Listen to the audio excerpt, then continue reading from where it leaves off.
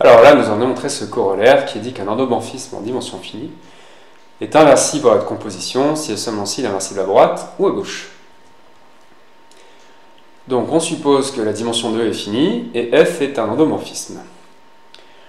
Donc on suppose d'abord que F est inversible à droite, c'est-à-dire qu'il existe une application G qui va dans l'autre sens, mais donc qui va encore de E dans E, tel que F rond G, c'est l'identité de E.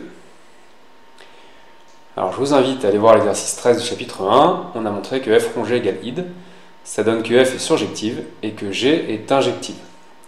Donc ici c'est F qui nous intéresse, donc elle est surjective.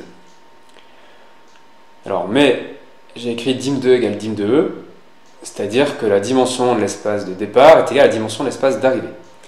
Et cette dimension est finie, donc d'après le théorème 37, F est surjective est équivalent à F bijective.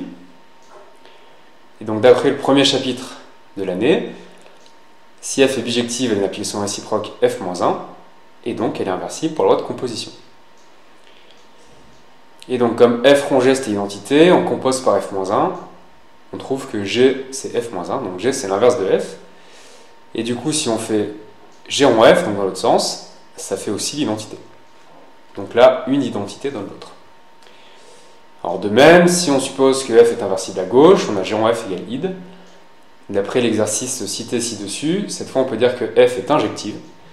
Et d'après le théorème 37, comme on a un endomorphisme en dimension finie, c'est équivalent à bijectif.